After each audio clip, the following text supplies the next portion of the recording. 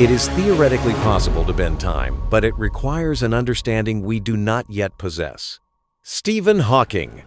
You spend most of your day gazing at the fireplace, flames dancing in the shadows. A heavy rain is present, reverberating on the roof like a demure crowd applauding in silence. The flames climb in unison, projecting intermittent and dubious impressions. And the sky is overcast, the cloud cover lying there in endless dusk. After several attempts of trying to contact Sarah, the frequency remains silent, the talkie emitting a steady whine of radio static. You change the 9-volt battery and replace the cover, hoping it will fix things. It doesn't.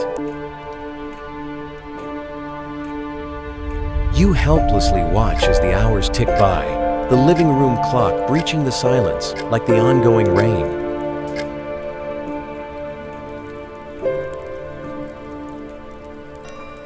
It's 7 p.m. Hello?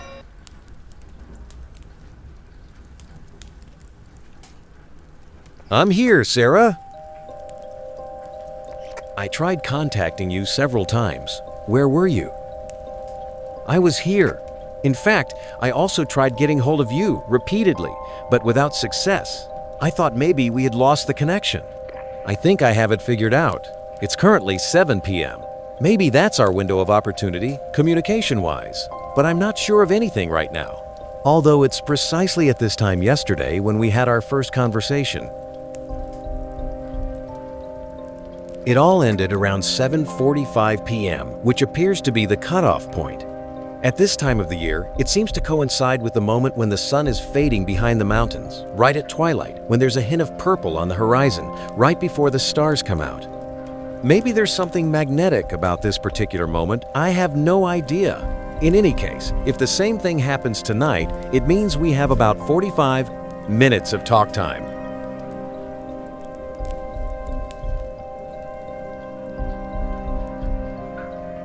That's more than enough time for you to give me an explanation. Besides, one thinks this particular joke has run its course. It hasn't been very funny. I'm not impressed. I found the box. Nice try, Jacob. You don't give up easily, do you? Okay, you found the box. Tell me, what was in it? A picture of you.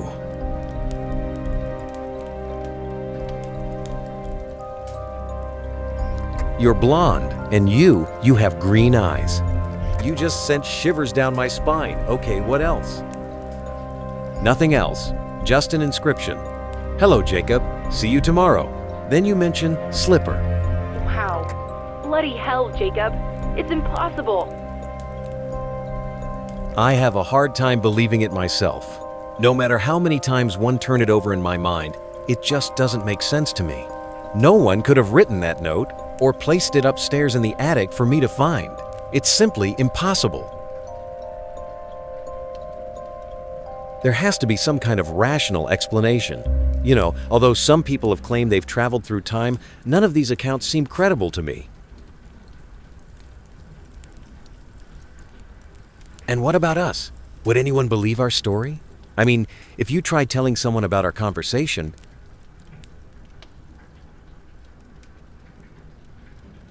probably not, no. In fact, I'm not even sure if I believe it myself. It certainly won't measure up with the Occam's razor principle. Occam's razor? What's that?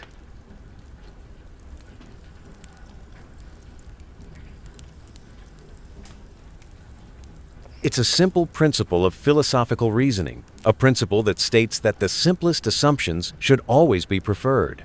In other words, why resort to a complex explanation if a basic account can solve the problem?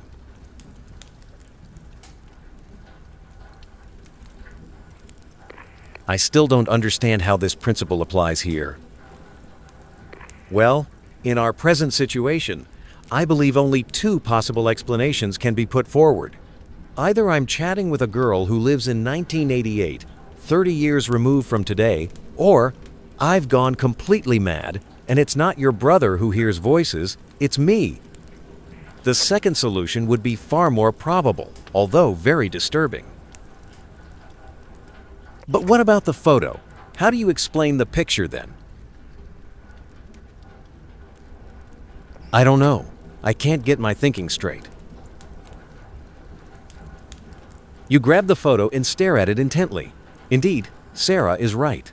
How to explain it? How to explain the message on the back of it? Above all, how to explain having found an article that speaks of her murder and outcome happening 4 days from now?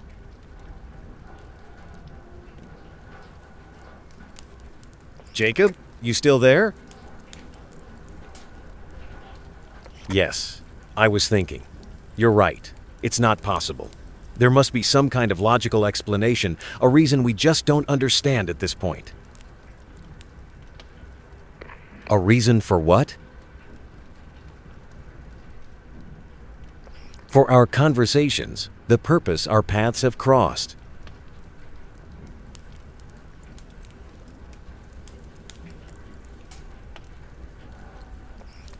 You might be right, I don't know.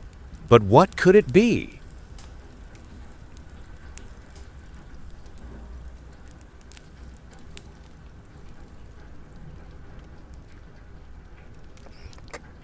I think Lem's supposed to help you. Help me? Help me with what? We're stuck in a different timeline. It seems as though I can leave behind an object from the past, as in the attic, but it can't work in reverse.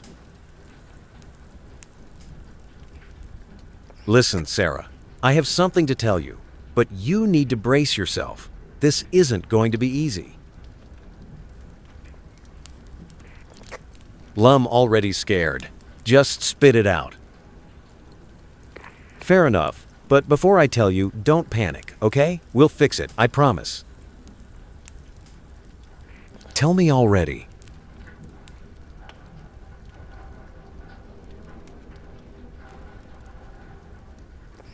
In 4 days from now, if we don't do anything to change your destiny, a terrible thing is going to happen to you.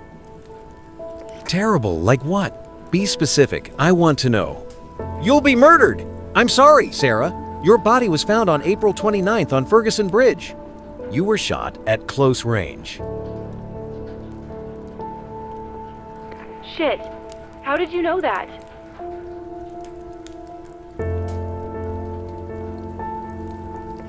I did an internet search, and I came across an article about the crime. Internet again? What's the internet?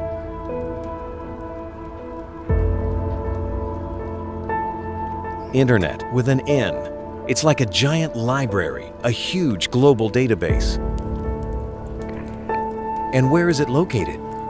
Don't make me believe this world library is situated close to our pathetic little village. It's more of a virtual library, which can be accessed through a computer. A computer? Yes, or a phone. A phone? Really? You have access to a library through your phone?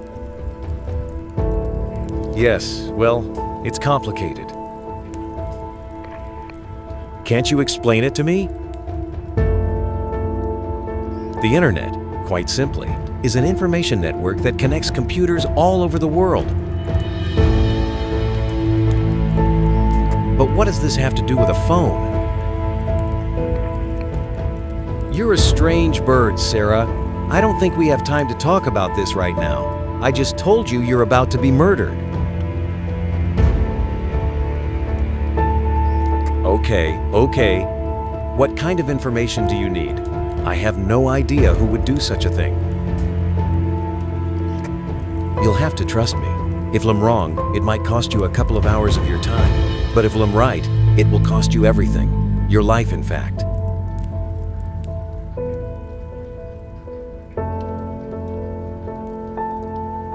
Sarah?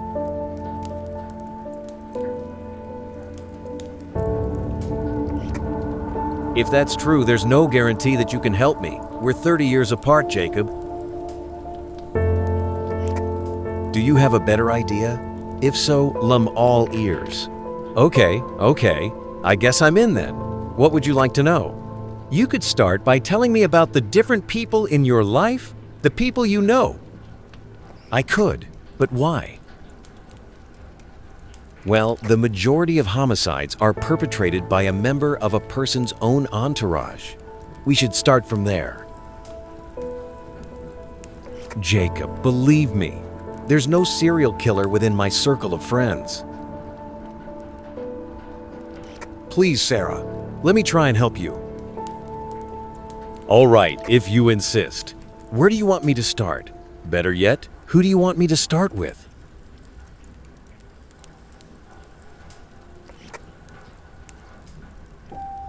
You could start by telling a little more about your father. I'd rather not talk about him. Charles is dead, so there's nothing left to say.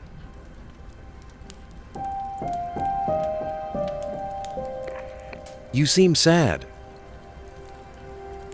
Sad? Not really. Well, I guess so, but most of all, I'm furious. He's a bastard. I know you shouldn't talk like that about the departed, but I don't care. He abandoned us, all of us, for no reason, no explanation at all. It was Kevin who found him that morning hanging in a corner of the garage, dangling like a listless rag doll. It should have been me, the one to find him there, but that day, Jeff came to pick me up in order to drive me to school, so I didn't go through the garage as usual.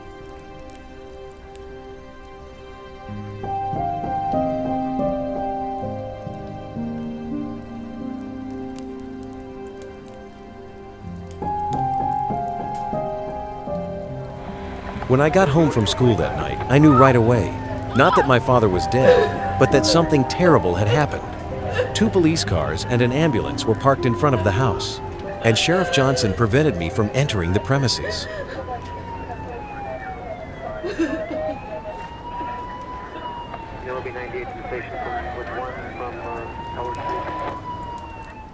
My brother was sitting on the lawn curled up, his head buried between his knees and his hands clasped on his head. He was crying profusely, his whimpering sounding like that of a wounded dog. My mother was there as well, frozen in silence, screaming on the inside.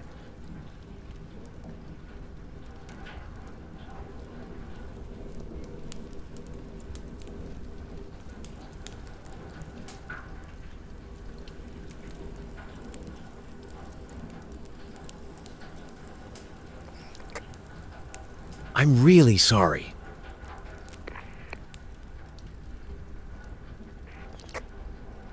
You still there?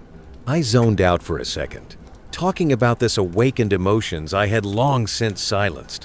What a bastard!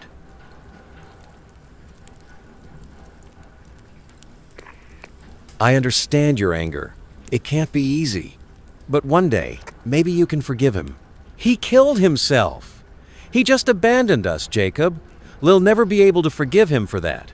He's a coward. He didn't even leave a note, not even a thought. Nothing. No, Jacob, he's totally dead to me. I'll never be able to forgive him for that. Listen, do you mind if we change the subject? Tell me about your mother. Really, my mother?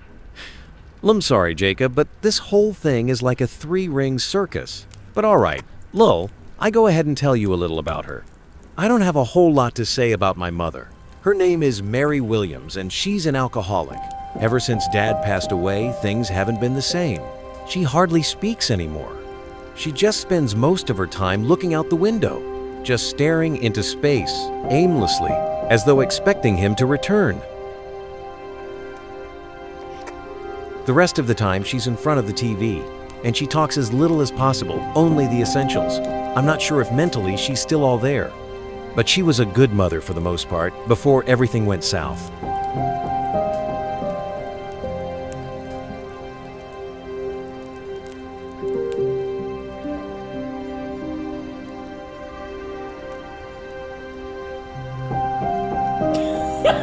I remember her laughter. Tea all seems so far away now, a lifetime ago. Just a blank stare nowadays, no laughter whatsoever.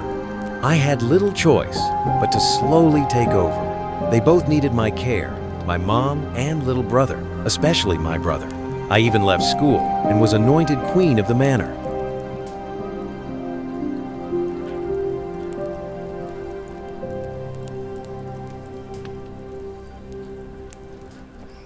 And has she ever, well, been violent or impulsive? My mother? She only slapped me once. It was on Christmas Eve 3 or maybe 4 years ago. We were going to church and she wanted me to wear this little hat in order to complement my outfit. I don't really remember why. I was probably in a bad mood, but I suggested she get her head examined. That hats were for old biddies, I told her.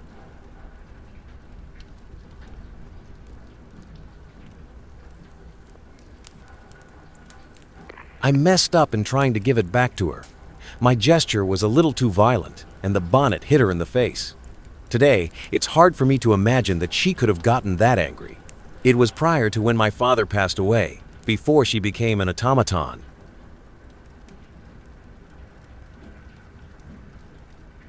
If you're contemplating even for a second that my mother could have caused my demise, especially with a gun, you're barking up the wrong tree, Sherlock.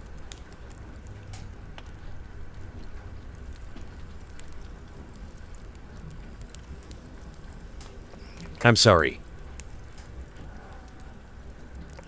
Maybe I'm not the sharpest tool in the shed, but I still have plenty of cutting material to work with.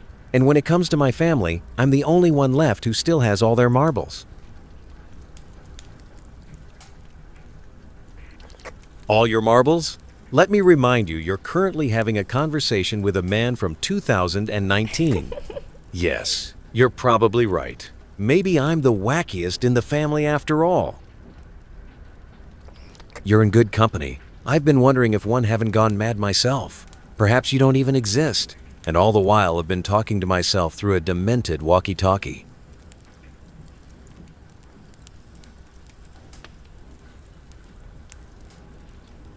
Who knows? In any case, what can I say? If I'm losing it, I don't have much to lose anyway. You know, I really wish I could speak with my dad right now. He was a huge admirer of H.G. Wells. He loved the book, The Time Machine. I really wish I could talk to him. Jacob, you just said something that puzzles me. Why would you say you don't have much to lose?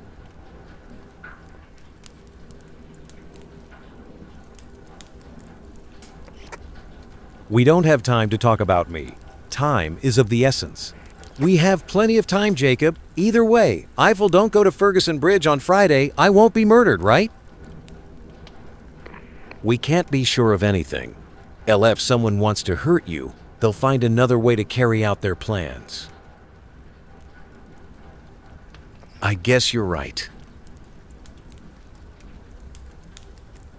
And your father, is he still with you? No, it's been almost 10 years now. He passed away when I was 21. I'm sorry to hear that. I guess it's something we share in common. We're both fatherless. And how about your mom? Is she still alive?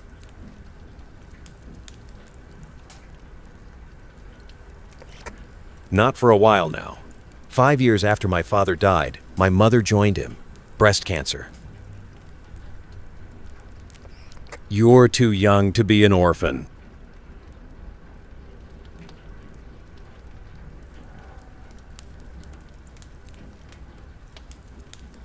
I won't make you say it. It's all very sad. When it rains, it pours.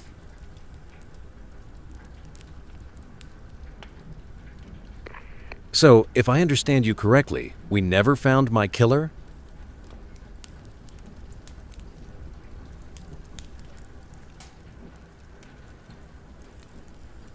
No, never. What about the murder weapon? We never found it either. Ballistics revealed it was a WWIL pistol, a Luger. That's all one know. Do you know anyone who owns a similar weapon? I don't know anything about weapons, let alone their names. Tell me, where did I get it? I don't understand your question. The bullet. Where was I hit? In the heart.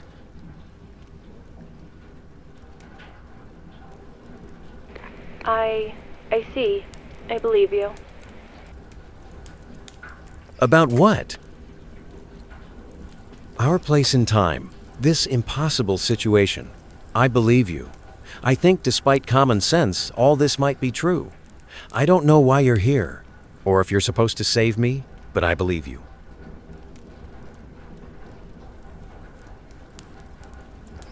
This is good news.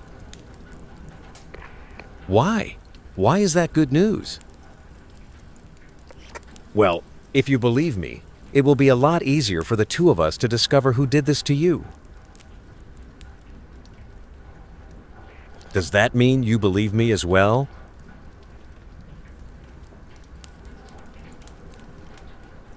Yes, I mean, I can't imagine who or why anyone would craft such an elaborate hoax. That said, if this is a hoax, nobody dies. But if it isn't, the outcome changes everything. You're going to die, Sarah. I guess I'm going with Pascal on this one. Lum taking the bet, even in the absence of hardcore evidence.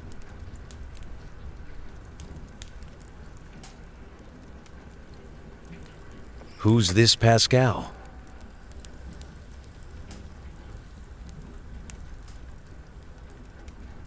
Blaise Pascal was a mathematician in the 17th century. Anyway, the argument was that everyone has an interest in believing in God, whether he exists or not. If God doesn't exist, the believer and the non-believer lose nothing, or almost nothing. On the other hand, if God does exist, the believer gains paradise while the non-believer is sentenced to hell. Right. I remember hearing about that from our priest during Bible study. Does that mean you also believe in God?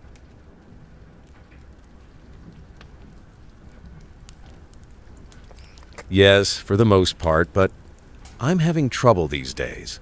I'm wavering a little. Even so, I'm a believer. At least I try to be.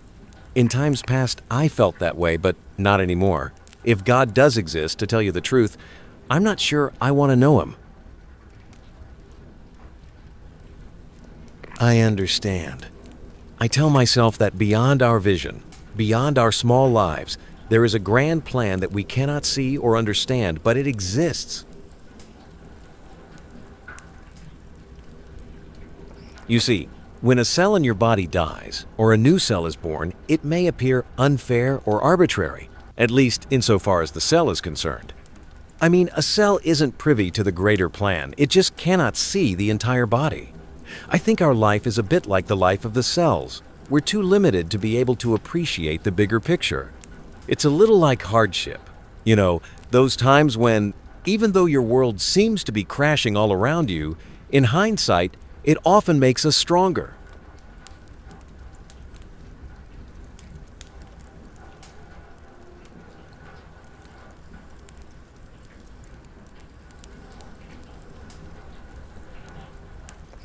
And being in a crash that rips your life apart is something I know a lot about. I never saw it that way before. Jacob, I'm not sure I fully understand. Why a crash? Did something happen to you?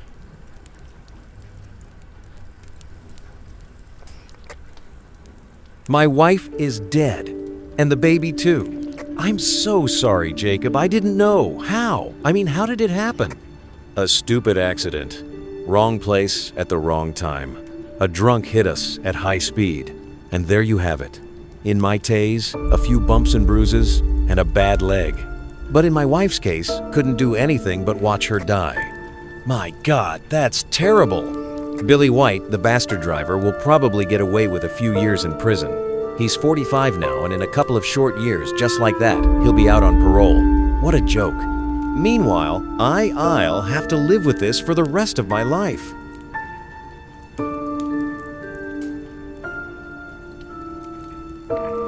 That's horrible. I don't know what to say. When did all of this happen?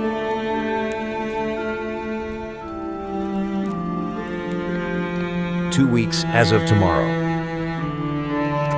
That's so sad, Jacob. I miss her so much.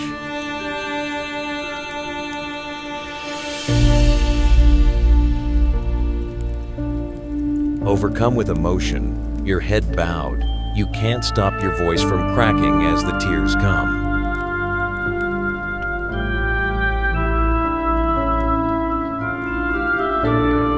I am only 30 years old, and it feels like one am already surrounded by death.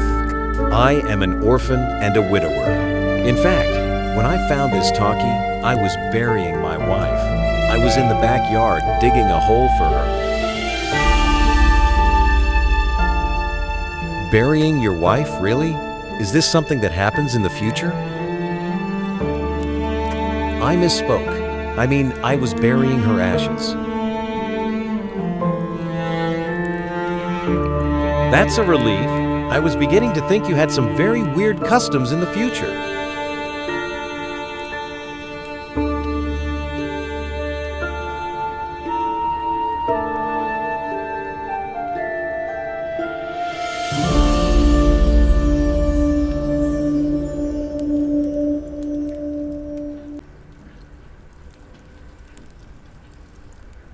Oh, damn!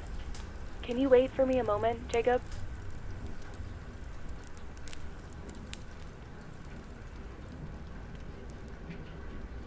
What's happening? It's Kevin. He's in crisis mode. I'll be right back. I apologize.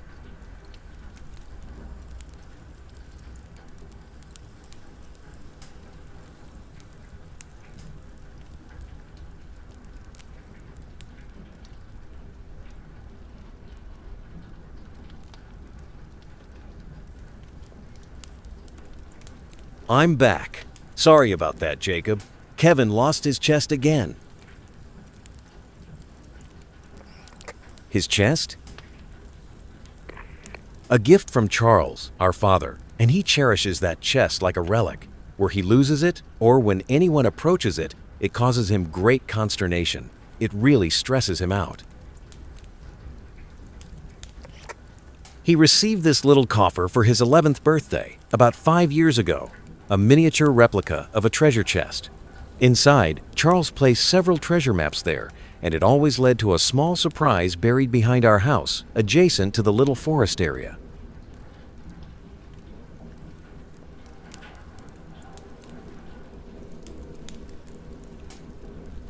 Every once in a while, Charles would arrive with a new map that led to all kinds of small things, like a pack of chewing gum or a plastic model airplane.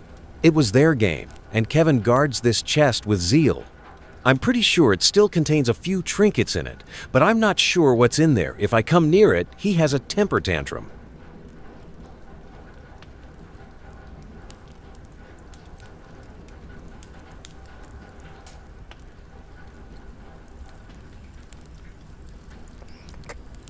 And since he always carries the key around his neck, I have no way of knowing what's inside. Aren't you curious? Of the contents? No, not really. He protects it so fiercely, but I sometimes get the impression that he's hiding something.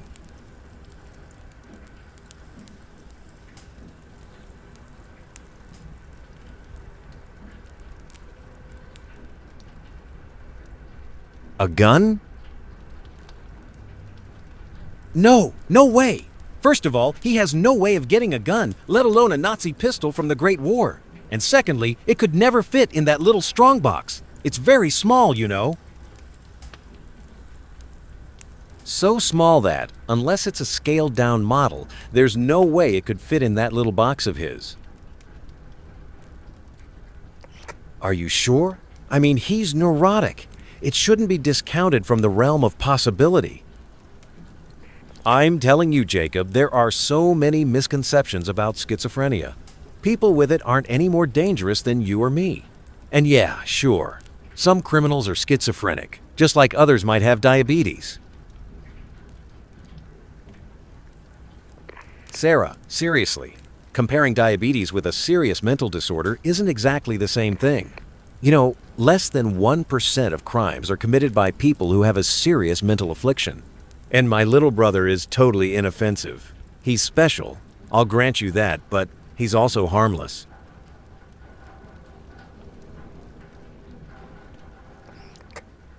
All right, if you say so. Can you tell me about some of the other people in your life? What do you mean? Friends, boyfriends, acquaintances? I have some stats for you as well. 80% of homicides are committed by relatives. So your inner circle warrants much closer scrutiny. It appears you know a lot about crime. I'm a writer. It serves me well in my profession to research things, creating a believable story. I see. As far as my immediate circle is concerned, there isn't much to say. Since I left school, I hardly see anyone anymore.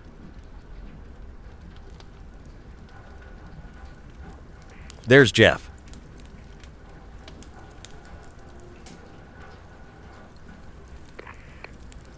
All right, tell me about him. Regarding Jeff, it's complicated. He was my first boyfriend.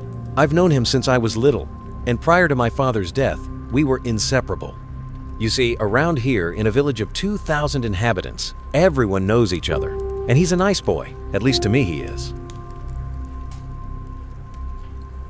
2,000 inhabitants? It grew significantly in the last 30 years. Today, Oakland has over 15,000 residents in it. Now I understand why you thought Oakland was such a hick town.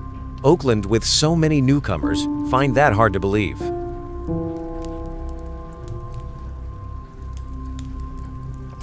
And about this Jeff character, you say he's nice to you. Are you implying that's not always the case? He's hot-tempered. A few weeks ago, he busted a guy's nose over a stupid argument. From what I heard, the guy owed him a lousy $5. And you don't see each other anymore? I left him after Charles died. Simply put, my life got complicated. Too complicated for love stories. But lately, he's been back to see me. He came around 3 or 4 times last week. He comes by claiming he just wants to chat a little, but I think he wants us to get back together.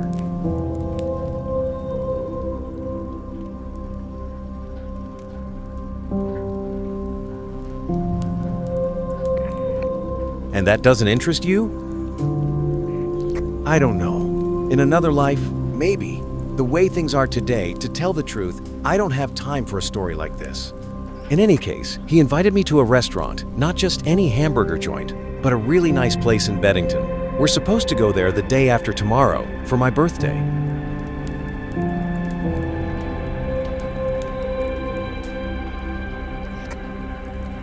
It's your birthday on Sunday? Yes, I'll be 24 on April 28th. And this restaurant.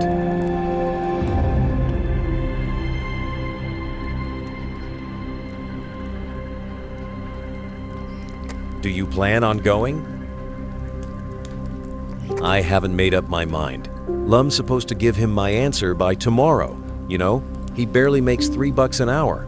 So an outing like this is a lot of money for him. Sarah, according to the timeline, nothing will happen to you before Monday.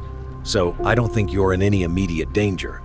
But a word of caution, an admirer with a violent temper who's trying to seduce you, I'd think twice about having dinner with him. In fact, as of now, he's at the top of my suspect list.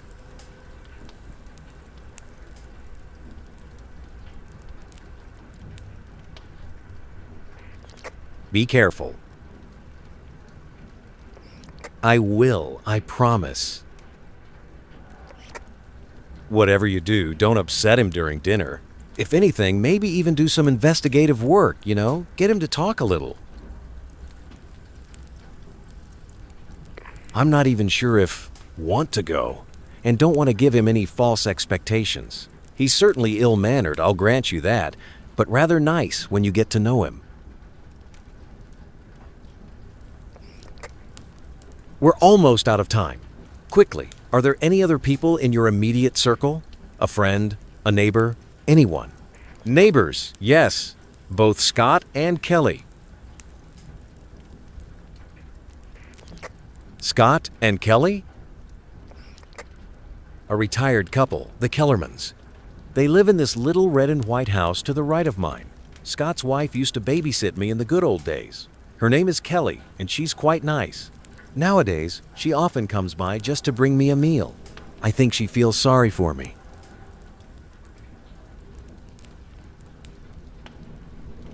She's trying to convince me to go back to school. We chat sometimes. She was a teacher here at Street Thomas Elementary School for most of her life, and so she takes these things to heart. Anyway, she finally retired in order to take care of her husband, Scott.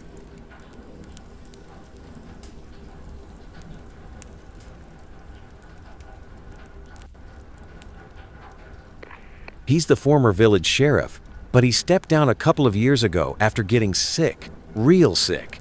I think he might have cancer. At least that's what I heard, but I'm not sure. I never dared to ask. But what I'm sure of is this: he hardly ever leaves the house anymore. It's been at least 6 months since Lou's seen him last.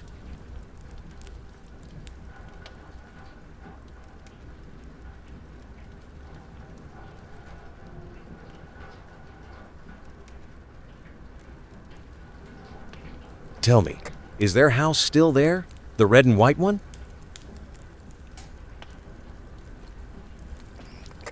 I don't know. I mean, you can imagine that in 30 years they've definitely painted it.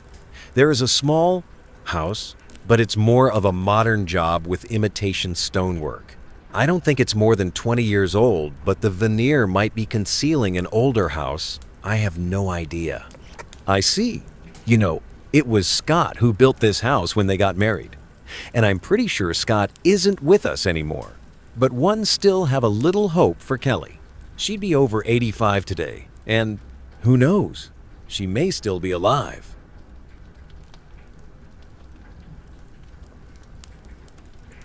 It's indeed possible. You're very nice, Jacob.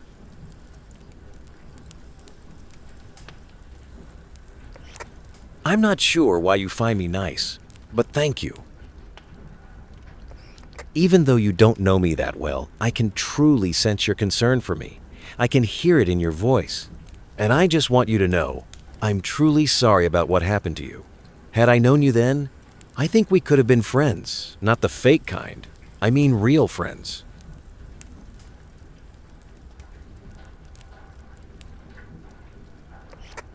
I think so too. It's crazy what's happening to us, and no matter what happens to me on Saturday, I'm really happy to have known you.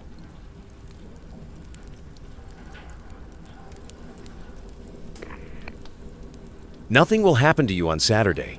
We'll find a solution, I promise. I have so many questions, and questions about the future. It's all so surreal. I'd like to know a little more.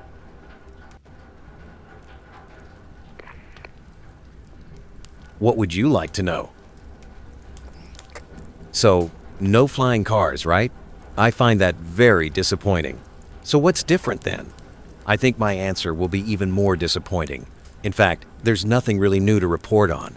We still have television, although the picture is clearer and the special effects are better. But it all basically remained the same. When it comes to transportation, cars are more aerodynamic and have more technology. But it's all pretty much the same old song and dance.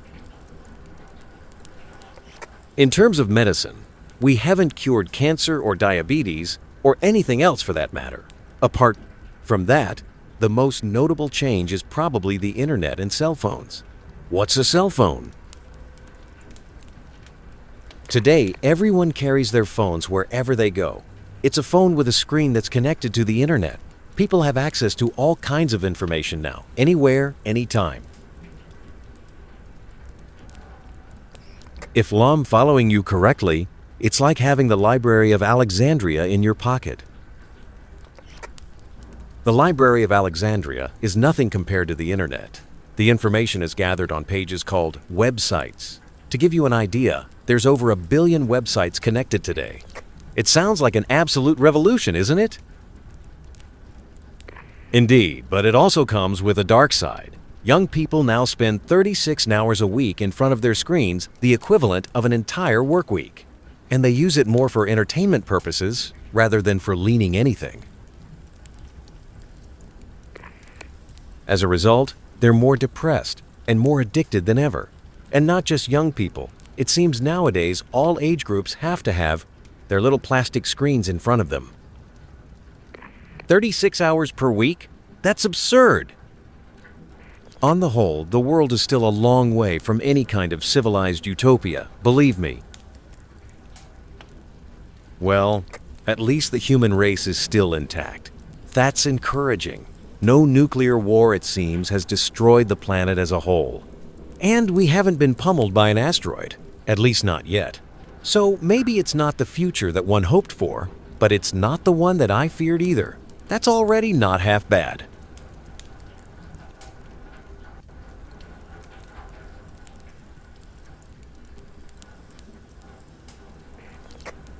I guess you're right. I wonder if we're the first humans to nave such a thing happen to them. A time warp separating two people by 30 years. We can't know for sure. It might even have happened more often than we think. It just doesn't get reported. Who would want to report such a thing? You'd be taken for a fool. You're right. Do you think it's fate? Probably. Moreover, if fate isn't involved, then synchronicity seems crazy to me. Synchro what? Synchronicity. It's a term that describes the simultaneous conjuncture of two or more events without apparent connection. In short, it's a theory which states that certain coincidences are too improbable to be the result of mere chance, and, by the same token, have no rational explanation. It's like receiving a call straight out of the blue from someone you haven't seen in ages, but it happens at the precise moment when you're thinking of them. Damn, I should have brought my notebook. So, Professor Jacob, where do you plan on giving the exam? What I'm saying, Sarah, is this, that the odds I found this talkie while digging in the yard, a reality that allows us to communicate through space-time, is way beyond the synchronicity of bistro anecdotes. It must be happening for a reason. Perhaps it's destiny.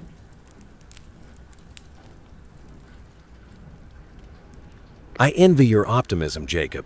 I like the concept, I'm just not buying it. Synchronicity is just a fancy way of not using the word magic. A part of me envies you, Jacob. Really. But where you see destiny, I see a chaotic maze of disconnected events, and that makes me sad.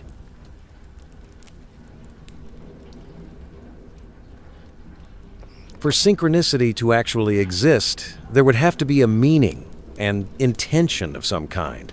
When it comes to my life, I'm totally incapable of finding any kind of meaning. And if there's an intention, a greater plan, screw the messenger.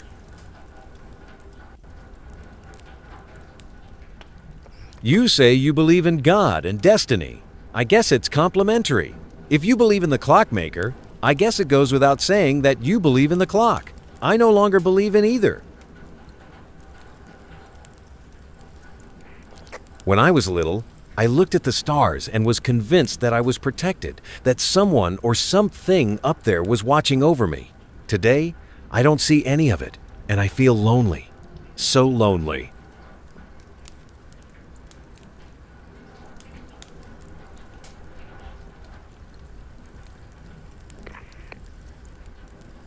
I'm lonely as well. So, here we are, two lost souls separated by a gap in the fabric of space-time. But talking with you in some strange way comforts me, even though we know it won't last. Whether or not LL be dead in 3 days, these conversations surely have a time limit on them. I don't know the rules, or how long this breach in the space-time continuum is going to last, but I'm pretty sure it's not eternal. That's an anomaly, and anomalies never last.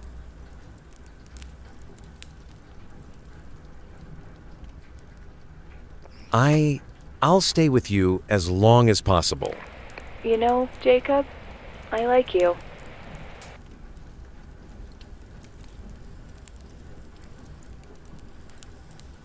I like you too, and I want to help you.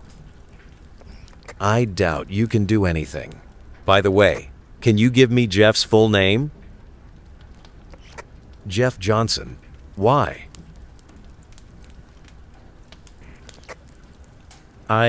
I'll do some research. If Jeff is still alive, it may be possible to trace him. It's so strange. I hope he's okay. I'll give you more details tomorrow. In the meantime, please be careful. We'll talk soon. What if tomorrow never comes? If the breach closes? If ever that happens, if we can't communicate, don't go to the little bridge. Be extremely vigilant. Leave town for a while if you have to. All right, I really hope you come back.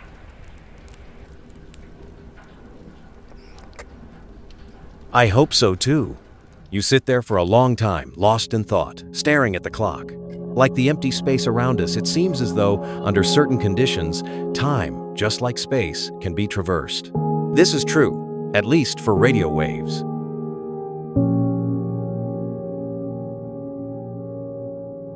Fading light catches the back portion of the house. A light mist now slides between the trees, and the last of the rays fall by the wayside, the call of the coming evening. Emily's resting place, alone among the silver pines, is blanketed in the ashen quietude between heaven and earth, lying there peacefully.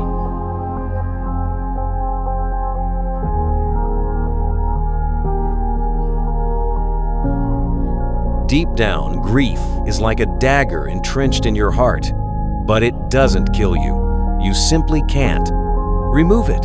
You can only wait for the flesh around it to heal. An old picture, a simple word, and the dagger begins digging again, and the pain you thought subsided returns just like in the beginning.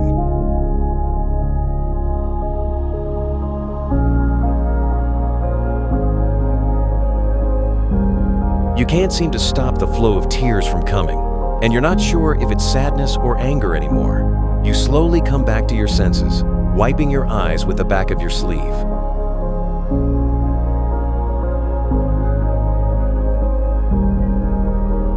You turn on your computer and realize you've been in the dark for a while. The light radiating from the screen hurts your eyes. The entire house is plunged into an almost eerie blackness, the moonlight creeping in from the windows.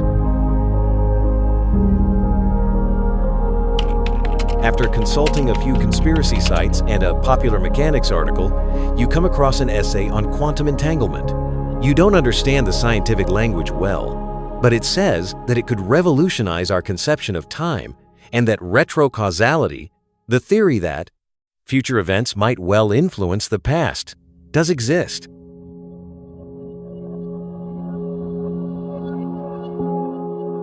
Some scientists even believe that quantum entanglement could, at least theoretically, allow messages to be sent into the past. Physicist John Kramer from the University of Washington makes the following observation. If we were able to send messages into the past, it would bring to light a new chapter in human history. It would change our civilization to an unimaginable degree.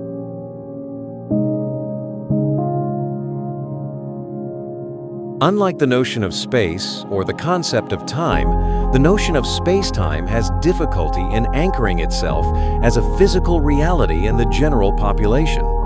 Time and space always tend to be separated, and time to be seen only as a concept that has no physical reality. Radio waves, like those emitted by a walkie-talkie, travel at the speed of light. It seems that under some mysterious circumstance, they can cross not only space, but travel through time as well.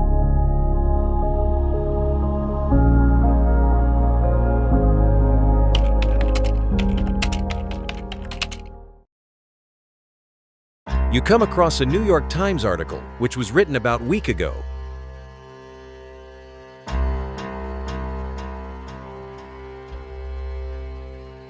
The 15th of April 2019, anti-death penalty demonstrators protest in front of the Supreme Court in Washington, D.C.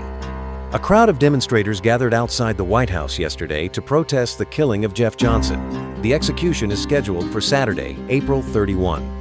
Johnson had been convicted for the murder of his wife, Lisa Hall, shot at close range in 2002. The accused pleaded not guilty to first-degree murder charges, but his appeal did not convince the jury. The International Criminal Court in New York State rendered a guilty verdict in less than 24 hours. At Ethan Moore Prison in Beddington, New York, the 49-year-old has been awaiting sentencing. He's been there on death row for more than 15 years now. Jeff Johnson was sentenced on the 21st of February 2004. He was condemned to die by lethal injection. This method of execution is presented as one of the most humane means of being put to death. This is because inmates are given a sedative that is supposed to quickly put them to sleep.